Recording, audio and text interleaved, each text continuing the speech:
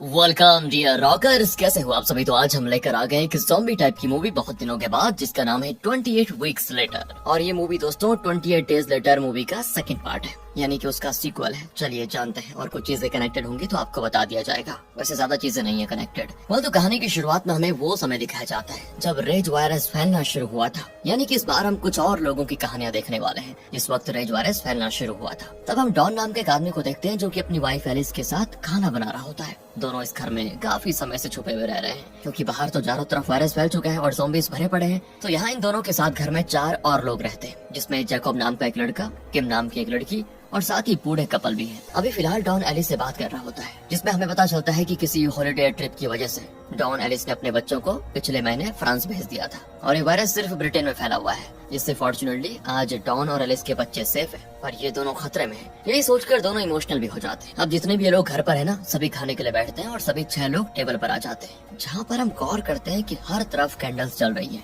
और दिखने में ऐसा लग रहा है कि रात का समय है, क्योंकि चारों तरफ अजीब सी शांति फैली हुई है। इसी के साथ डिनर शुरू करने वाले होते हैं ये लोग, तभी अचानक से इनको बहुत तेज से लगातार एक बच्चे की रोने की आवाज आती है, और वो आवाज इन्हें घर खोलने के लिए कह रही होती है। एलिस समझ जाती है कि कोई बच्चा उनसे मदद मांग रहा है, जिसके बाद वो डॉन को दरवाजा खोलने के लिए कहती है कि जाओ जरा देखो कौन है, और ना चाहते हुए भी डॉन दरवाजा खोल देता है, क्योंकि कोई भरोसा नहीं ना, क्या पता वो बच्चा इन्फेक्टेड हो। खैर दरवाजा खोलते अचानक से बहुत तेज सनलाइट अंदर आती है, और हम समझ पाते हैं कि असल में इस वक्त रात का समय नहीं है। घर को इन्होंने हर तरफ से ऐसा ढका हुआ है कि सनलाइट अंदर ना आ पाए, और जैसे ही सनलाइट इनकी आंखों पर पड़ती है, कुछ देर के लिए ठीक से देख नहीं पाते, जो कि दर्शाता है कि शायद इन्होंने सनलाइट को बहुत टाइम से देखा ही नहीं। पर उस बच्चे को अंदर लाया जाता है, जिसके बाद उसको खाना भी दिया जाता है। साथ ही ये लोग उससे पूछते हैं कि तुम कहाँ से आए हो और तुम्हारे साथ क्या क्या हुआ। तो वो कहता है कि अचानक से मेरे माता पिता पागल हो गए और वो मुझे मारने के लिए मेरे पीछे पड़े हुए हैं, जिस वजह से अपने घर से भाग निकला मैं, और इस वक्त मेरे पीछे बहुत सारे ज़ॉम्बीज़ भी भाग रहे थे। ये सुनकर ये सभी डर जाते हैं, क्योंकि हो सकता है अब वो ज़ॉम्बीज़ यहीं पर हमला कर दे।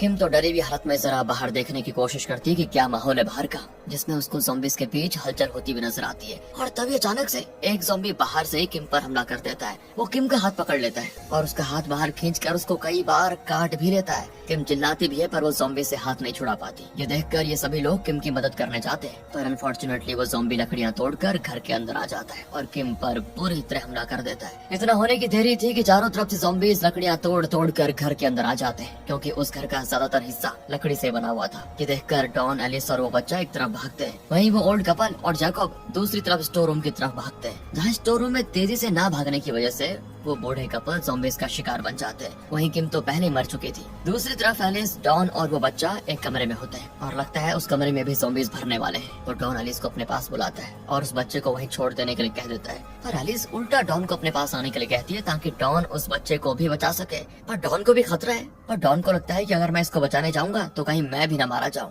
इसी वजह से वो विंडो के बाहर कूद जाता है और घर से बाहर भागने की कोशिश करता है। वहीं पीछे से एलिस डॉन को आवाज देते हुए उससे मदद मांग रही होती है, और अचानक से एलिस की आवाजें आना हो जाती है बंद, यानी कि एलिस और वो बच्चा दोनों ही ज़ॉम्बीज़ का शिकार हो चुके हैं। डॉन रोते हुए ज़ॉम्बीज़ से दूर भाग रहा होता है, क्योंकि वो अपनी पत्नी को बचा नहीं पाया, और उसके चारों तरफ ज़ॉम्बीज़ ही ज़ॉम्बीज़ होते हैं जो उसकी तरफ भाग रहे होते हैं। वो बड़ी मुश्किल से नदी किनारे पहुंच जाता है, जहां वो जैकब को बोट स्टार्ट करते हुए देखता है। डॉन भी उसी बोट पर चढ़ जाता है और बोट स्टार्ट भी हो जाती है, पर तब तक एक ज़ॉम्बी जैकब को काट लेता है, और अगले पल जैकब भी दोस्तों ज़ॉम्बी में बदल जाता है, जो चलती हुई बोट पर डॉन को काटने की करता है कोशिश, और यहाँ ना चाहते हुए भी डॉन जैकब को मारकर बोट से गिरा देता है, और रोते हुए अकेला सही सलामत यहाँ से बच निकलता है। इसके बाद हमें बताया जाता है कि वायरस फैलने के 28 दिनों के बाद लगभग पूरे ब्रिटेन में ये वायरस फैल चुका था। उसके 5 हफ्तों के बाद जो ज़ॉम्बीज़ बने हुए लोग थे वो खाना न मिलने की वजह से मरने लगे। 18 हफ्तों के बाद ब्रिटेन को इस वायरस से पूरी तरह से फ्री डिक्लेयर कर दिया गया, और 24 हफ्तों के बाद ब्रिटेन में सभी चीजें फिर से सही की जा रही हैं। और अब हम यहाँ से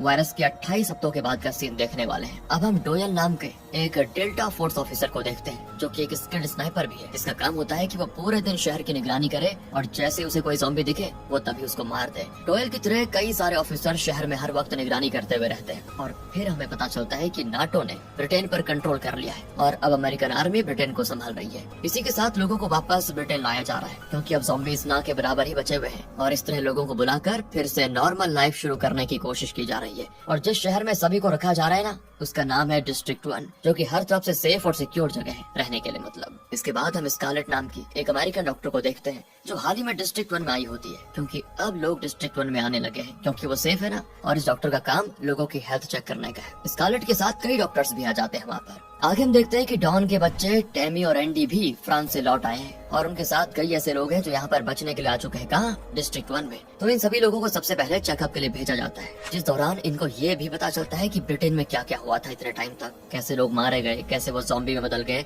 ये सारी चीजें इनको पता चलती है। अब चेकअप के दौरान टैमी का चेकअप इसीलिए हो जाता है। वहीं स्कारलेट नोटिस करती है कि एंडी की आंखों का कलर थोड़ा अलग है, यानी कि दोनों आंखों का कलर थोड़ा अलग है। ये देखकर स्कारलेट उससे पूछती है कि क्या तुम्हारे परिवार में किसी और का भी आंखों का कलर ऐसा है? तो एंडी जवाब देता है कि मेरी माँ की आंखों का कलर भी अलग ही था। यानी कि दोस्तों एलिस के फ्यूचर ही एंडी को आए थे, इसलिए उसको ऐसी आंख मिली थी। अब आगे डॉन टैमी और एंडी को घर लेकर आ जाता है, जो कि असल में उनका घर नहीं होता। असल में डिस्ट्रिक्ट 1 को संभालने की जिम्मेदारी में डॉन को भी जिम्मेदारी दी जाती है और वो इस डिस्ट्रिक्ट का एडमिनिस्ट्रेटर होता है। इस वजह से उसे डिस्ट्रिक्ट में हर जगह का एक्सेस होता है और उसको रहने के लिए एक बढ़िया घर भी दिया जाता है। डॉन फिर टैमी और एंडी को वहीं पर लेकर आता है ताकि उसका परिवार सेफ रहे, जहाँ वो उनकी मॉम की मौत के बारे में बच्चों को बताता है कि किस तरह ज़ॉम्बीज़ ने उनको मार डाला। पर हालांकि वो ये बात छुपा देता है कि उस वक्त एलिस को बचाने के लिए वो नहीं गया था, वो खुद एलिस को छोड़कर भाग गया था, ये बात नहीं बताता हो। बेचारे बच्चे अपनी माँ की मौत की खबर सुनकर बड़े दुखी होते हैं। रात में उसको नींद नहीं आती, एंडी को मतलब उसे अपनी मॉम का चेहरा भी ठीक से याद नहीं आ रहा होता है, क्योंकि काफी टाइम हो गया था देखे हुए, जिस वजह से अगली सुबह एंडी और टैमी अपने पुराने घर जाने का फैसला करते हैं, जो कि यहाँ से पास ही में होता है। पर हाँ, वो डिस्ट्रिक्ट 1 के बाहर है और सेफ एरिया में नहीं आता वो। अब सुबह डॉन के अपने काम पर जाने के बाद टैमी और एंडी अपने पुराने घर की तरफ जाने लगते हैं और इस दौरान वो कर देते हैं सेफ एरिया को क्रॉस और चले जाते हैं डेंजर जोन में, और ये होते हुए डोएल उनको देख लेता है। दोनों फिर अपने पुराने घर पर पहुँच जाते हैं, जिसकी हालत बहुत ही बुरी होती है, और वहीं से दोनों अपनी फैमिली और मॉम की फोटोज और पुरानी चीजें लेने लगते हैं कि तभी एंडी को ऊपर के कमरे से कोई आवाज आती है, और जैसे ही वो ऊपर के कमरे में जाता है उसे शॉकिंगली अपनी मॉम एलिस जिंदा मिलती है। एलिस अभी भी जिंदा है दोस्तों, और वो पूरी तरह से शॉक स्टेट में होती है। अब एलिस को देखकर एंडी उनको गले लगा लेता है, पर एलिस ज़ॉम्बी से कैसे बच पाई ये हमें आगे पता चलेगा। वहीं पर आर्मी के ऑफिसर्स भी आ जाते हैं, और जैसे ही एंडी और टॉमी घर से बाहर निकलते ना, उन्हें सामने ऑफिसर्स खड़े मिलते हैं, जो कि उन्हें वापस सेफ जोन ले जाने के लिए आए हुए थे। और तभी ऑफिसर्स को भी घर के अंदर एलिस जिंदा दिखती है। सीन यहाँ से शिफ्ट होता है और हम एलिस को क्वारंटाइन रूम में डॉक्टर स्कारलेट के साथ देखते हैं, जो एलिस का चेकअप कर रही है। हालांकि इस दौरान एलिस स्कारलेट के किसी भी सवालों का जवाब नहीं देती, क्योंकि वो जवाब देने की हालत में नहीं है अभी।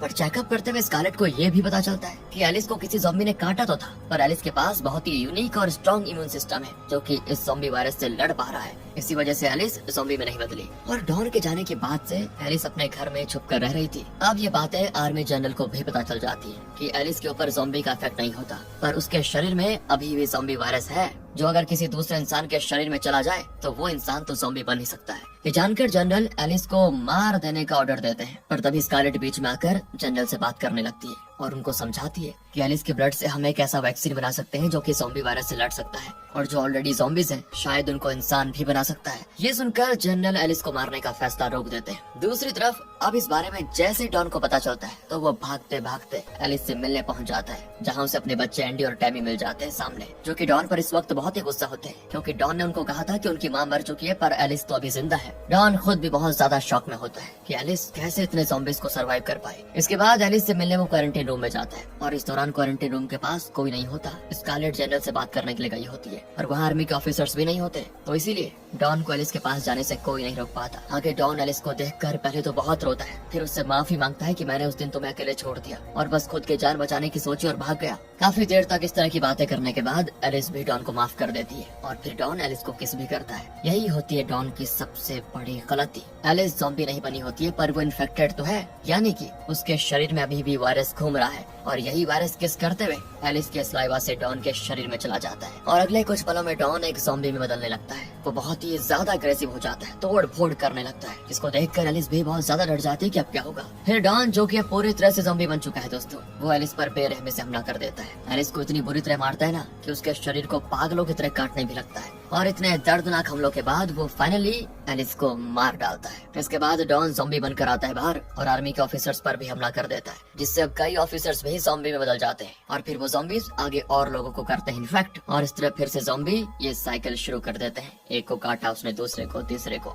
इस वजह से सभी यहाँ से फिर अपनी जान बचाकर भागते हैं। स्कारलेट तो टैमी को लेकर भागने लगती है और इसी दौरान एंडी अपने डैड डॉन को देखता है जो कि अपने बच्चे पर हमला करने आता है और उस डक्ट के नीचे से एंडी को लगातार लोगों के चिल्लाने की आवाज आती है जिस पर ज़ॉम्बीज हमला कर रहे होते हैं। आर्मी के सभी ऑफिसर्स को ज़ॉम्बीज को मारने का ऑर्डर दिया जाता है, लेकिन उन्हें ज़ॉम्बीज को मारने में बहुत प्रॉब्लम हो रही होती है क्योंकि ज़ॉम्बीज और नॉर्मल लगभग एक साथ ही भाग रहे होते हैं। अगर वो गोली चलाएंगे तो कोई भी मर सकता है, पर बड़ी मुश्किल से और किसी तरह ऑफिसर्स ज़ॉम्बीज को एक एक करके मार रहे होते हैं। हालांकि ये करते हुए कई नॉर्मल लोगों की भी जान जाती है क्योंकि पता ही नहीं चलता कौन ज़ॉम्बी है कौन नहीं। इसके बाद आर्मी का जनरल सभी लोगों को मार देने का ऑर्डर देता है कि मारो सभी को। जी हाँ दोस्तों, ज़ॉम्बीज के साथ साथ अब नॉर्मल लोगों को भी फाइनली मार देने का ऑर्डर दिया जाता है। ये सुनकर डोयल बहुत हैरान होता है कि ऐसा क्यों हो रहा है, क्योंकि उन्हें लोगों को बचाना है ना कि उनको मारना है, जिस वजह से डोयल ऊपर से अभी भी सिर्फ ज़ॉम्बीज को ही मार रहा होता है। और इसी दौरान एक ज़ॉम्बी एंडी पर हमला करने वाला होता है जिसे डोयल शूट करके बचा देता है। अब डोयल समझ आता है कि मुझे नॉर्मल लोगों को बचाना होगा, इसलिए डोयल अपने स्नाइपर के काम को छोड़कर आ जाता है नीचे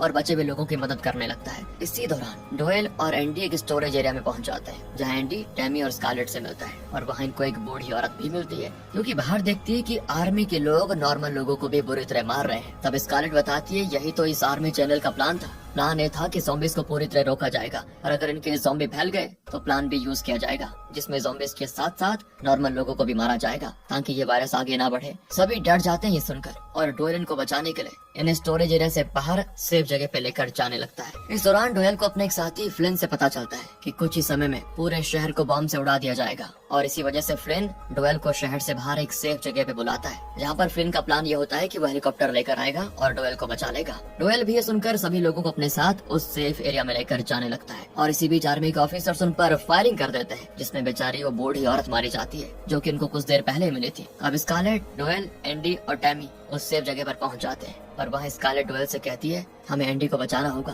क्योंकि उसी के ब्लड से ज़ॉम्बी वायरस से लड़ने वाली वैक्सीन बन सकती है। तभी वहाँ पर फ्लिन हेलीकॉप्टर लेकर आ जाता है और वो देखता है कि सभी के पीछे बहुत से ज़ॉम्बीज भाग रहे हैं। फ्लिन फिर डोयल को अपने साथ चलने के लिए कहता है पर डोयल कहता है कि बचाना है तो सभी को वरना किसी को नहीं, लेकिन इसके लिए फ्लिन मना कर देता है क्योंकि आर्मी का ऑर्डर है कि किसी भी सिविलियन को जिंदा नहीं रखना है और अगर फ्लिन ने ऐसा किया तो शायद उसको भी मार दिया जाएगा। हालांकि डोयल तो अपनी बातों पर टिका हुआ रहता है कि मैं सभी को बचाऊंगा, जिस वजह से फ्लिन उसे कहता है कि देख तू मुझे स्टेडियम में मिल, वहाँ से आर्मी नहीं देख पाएगी तो मैं तुम सबको वहाँ पिकअप कर लूंगा। इसके बाद कहकर फ्लिन चला जाता है और जाते हुए वो उन लोगों के पीछे पड़कर ज़ॉम्बीज को भी मारते हुए जाता है जिससे ये लोग आसानी से स्टेडियम में पहुँच जाए। अब ये सभी भागते भागते डिस्ट्रिक्ट 1 में आ जाते हैं जहाँ पर आर्मी ने नर्व डैमेजिंग गैस फैलाया होता है और इस गैस को इनहेल करने से होता यह है कि इंसान का नर्वस सिस्टम ठीक से काम करना बंद कर देता है और इस वजह से कई ज़ॉम्बीज मर भी रहे होते हैं। गैस से बचने के लिए ये अपने चेहरे को ढक लेते हैं। खैर दोस्तों, यहाँ ये एक कार लेकर भाग रहे होते हैं पर कार स्टार्ट नहीं हो पाती जिस वजह से डोयल बाहर जाकर कार को धक्का देकर स्टार्ट करने लगता है जिससे कार तो स्टार्ट हो जाती है